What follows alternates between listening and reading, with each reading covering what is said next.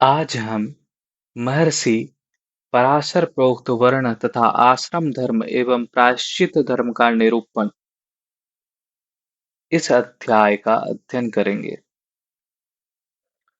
सुत जी ने कहा, महर्षि पराशर ने वेद व्यास जी से वर्णाश्रम आदि के धर्म का वर्णन किया था। उनका यही कहना है कि कल्प कल्प में उत्पत्ति और विनाश के कारण प्रजाएं आदि क्षीण होती रहती हैं। कल्प के प्रारंभ में मनवादि ऋषि वेदों का स्मरण करके ब्राह्मण आदि वर्णों के धर्मों का पुनः निरूपण करते हैं। कलयुग में दान ही धर्म है। कलयुग में केवल पाप करने वाले का परित्याग करना चाहिए। कलयुग में पाप तथा शाप ये दोनों एक वर्ष में फलीभूत हो जाते हैं। मनुष्य आचार, सदाचार तथा शौचाचार से भी सब कुछ प्राप्त करे। संध्या स्नान, जप, होम, देव और अतिथि पूजन, इन षट कर्मों को प्रतिदिन करना चाहिए। आचारवान ब्राह्मण तथा सन्यासी इस कलयुग में दुर्लभ है। क्षत्रिय को चाहिए कि वह शत्रु सेनाओं को जीतकर पृथ्वी का भली-भांति पालन करे। वैश्य कृषि एवं पशुपालन तथा व्यापार आदि करे और शूद्र इन तीन द्विज वर्णों की सेवा में अनुरक्त रहे। व्यक्ति का पतन अभक्ष्य भक्षण, शास्त्र निषिद्ध भोजन, चोरी और अगम्यागमन करने से ही हो जाता है।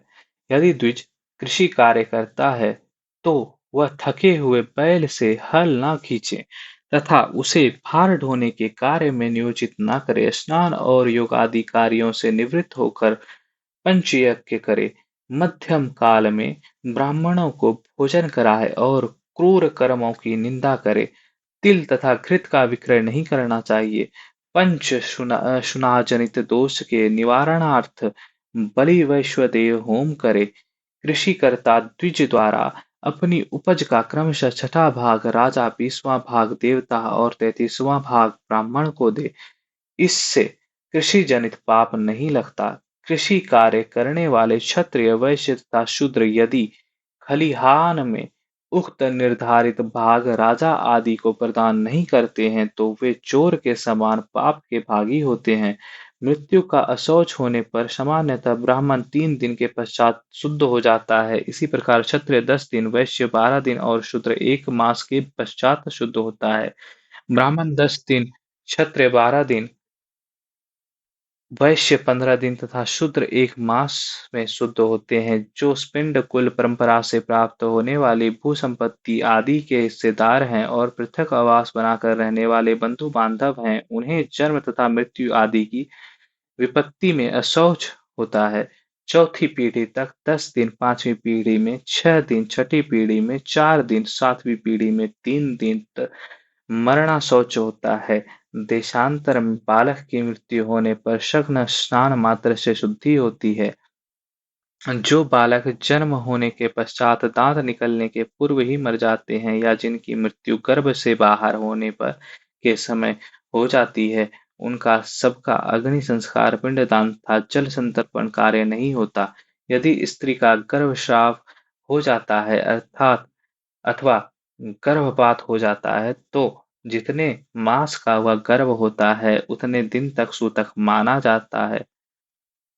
जन्म से लेकर नामकरण तक बालक की मृत्यु होने पर शग्न स्नान मात्र से शुद्धि होती है। यदि नामकरण के पश्चात चूड़ाकरण संस्कार के मध्य बालक की मृत्यु होती है तो 1 दिन और 1 रात्रि का शौच होता है। यदि उपनयन संस्कार के पूर्व बालक की मृत्यु हो जाती है तो 3 रात्रियों तक और तत्पश्चात उसकी मृत्यु होने पर 10 रात्रियों का शौच होता है। 4 मास तक के गर्भ के नष्ट होने पर गर्भस्राव तथा 5 और 6 मास के गर्भ के गिरने को गर्भपात कहा जाता है। जो ब्रह्मचर्य व्रत के अग्निहोत्र की दीक्षा में है अथवा अनासक्त भाव से जीवन व्यतीत करने वाला है, उनके लिए जन्म एवं मृत्यु का अशौच नहीं होता। शिल्पकार, कारुकर्म करने वाला, चटाई बनाने वाला, वैद्य, दास दासी, भृत्य, अग्निहोत्री तथा श्रोत्य ब्राह्मण और राजा ये सत्य शौच वाले कहे गए हैं। जन्म का अशौच होने पर माता 10 दिन में तथा पिता स्नान करने के बाद शुद्ध हो जाता है। श्रुति का गृह में प्रसूता स्त्री के स्पर्श से पिता को अशौच हो जाता है। आचमन से पिता इस अशौच से शुद्ध हो जाता है। यदि विवाहोत्सव तथा यज्ञादि कार्य के संपादन काल में ही मृत्यु या जन्म का शोच हो जाता है तो पूर्व संकल्पित कार्य से अन्य कार्य के निषेध का विधान है, अर्थात पूर्व संकल्पित कार्य के लिए अशौच नहीं होता, बाद के कार्य में अशौच होगा। अनाथ व्यक्ति के शव को वाहन वहन करने पर प्राणायाम मात्र से ही मनुष्य की शुद्धि हो जाती है, किंतु शूद्र का शव उठाने पर 3 रात्रियों के पश्चात शुद्धि होती है।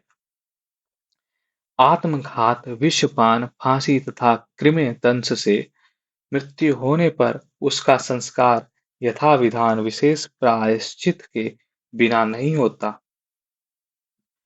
गौ के द्वारा आहत होने से अथवा कृमिदंश के कारण मरे हुए व्यक्ति का स्पर्श करने पर कृच्छ व्रत से शुद्धि होती है। यह शुद्धि अशौच निमित्तक है।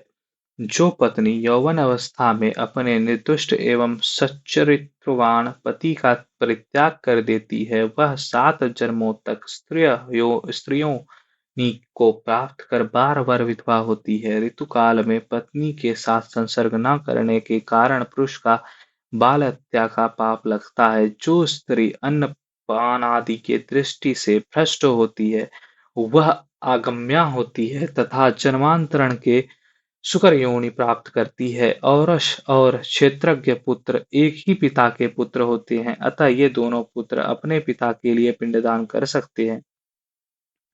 परिवेक्ता तथा एवं परिविति, बड़े भाई द्वारा अपने विवाह की अस्वीकृति देने वाला को अपनी शुद्धि के लिए कृच्छ्रव्रत करना चाहिए। इसी प्रकार कन्या को भी कृच्छ्रव्रत करना चाहिए। ऐसी कन्या के दान देने वाले को अति कृच्छ्रव्रत तथा विवाह विधि संपन्न कराने वाले को चंद्रायण व्रत करना चाहिए। यदि बड़ा भाई कुबड़ा, बौना, नपुंसक, हकलाने वाला, मूर्ख, जन्मात बहरा तथा गूंगा हो तो छोटे भाई के द्वारा विवाह कर लेने में कोई दोष नहीं होता, जिसे वाग्दान मात्र किया गया है। ऐसी भावी पति यदि परदेश चला जाए, मर जाए, संन्यास धर्म का अवलंबन कर ले, नपुंसक हो अथवा पतित हो गया हो तो इन 5 आपदाओं में वाग्दत्ता कन्या दूसरे पति का वरण कर सकती है। अपने पति के साथ सती धर्म के अनुसार अग्नि में प्रवेश करने वाली स्त्री शरीर में स्थित रोमों की संख्या के बराबर वर्षों तक स्वर्ग में निवास करती है। कुत्ता आदि के काटने पर मनुष्यों को गायत्री मंत्र के जप से शुद्धि करनी चाहिए। जिसे स्वयं गायत्री जप का अधिकार नहीं है, उसे ब्राह्मण द्वारा गायत्री जप कराना चाहिए। चांडाल आदि के द्वारा मारा गया अग्निहोत्री ब्राह्मण लौकिक अग्नि से जलाने योग्य होता है। उस अग्नि से जलाए गए ब्राह्मण की अस्थियों को दूध में प्रक्षालित करके पुनः विधिवत मंत्र पूर्वक अपने अग्निहोत्रशाला की अग्नि से पृथक करना चाहिए। यदि मृत्यु प्रवास काल में होती है तो परिजनों को अपने घर पर उस मृत व्यक्ति का कुश से शरीर बनाकर पुनः अग्निदाह करना चाहिए। कृष्ण मृग चर्म पर 600 पलाश पत्रों की मृतक की आकृति के समान बिछाकर अथवा कुश में शरीर का निर्माण करके शिश्न भाग पर शमी तथा वृषण भाग पर अरणि के काष्ठों को स्थापित करे। उसके दाएं हाथ के स्थान पर कुंड स्थाली और बाएं हाथ के स्थान पर उपकृत यज्ञ पात्र, पार्श्व भाग में उरुखल तथा पीठ की ओर मुसल रखे। तत्पश्चात उस शव के वक्ष स्थल पर सोमरस तथा तैयार करने के लिए प्रयोग में आने वाले पत्थरों को रखकर उसके मुख भाग में घृत, तंडुल और तिल डालना चाहिए। कान के पास औक्षणी पात्र और नेत्रों के सन्निकट आजन्य स्थाली रखें।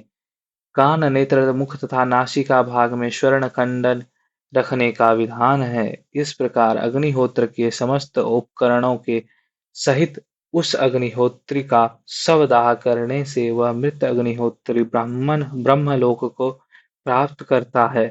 अशोषर्गाय लोकाय स्वाहा इस मंत्र से घृत की एक आहुति देनी चाहिए। हंस, सारस, क्रौंच, चक्रवाक, कुक्कुट, मयूर और मेष का वध करने वाला मनुष्य एक दिन तथा एक रात्रि के उपवास के पश्चात पाप से शुद्ध हो जाता है। अन्य सभी पक्षियों का वध करने पर एक अहोरात्र में शुद्धि होती है। सभी प्रकार के चतुष्पद पशुओं का वध करने पर जो पाप मनुष्य को लगता है, उस अवमोचन खड़े उसका अवमोचन खड़े होकर एक अहोरात्र उपवास कर गायत्री मंत्र का जप करने से होता है। शूद्र का वध करने पर कृच्छ व्रत, वैश्य की हत्या करने पर अधिकृच्छ व्रत, क्षत्रिय का वध करने पर 22 चंद्रायण व्रत एवं ब्राह्मण की हत्या करने पर 30 चंद्रायण व्रत करना चाहिए। यह अध्याय यहाँ पर समाप्त होता है।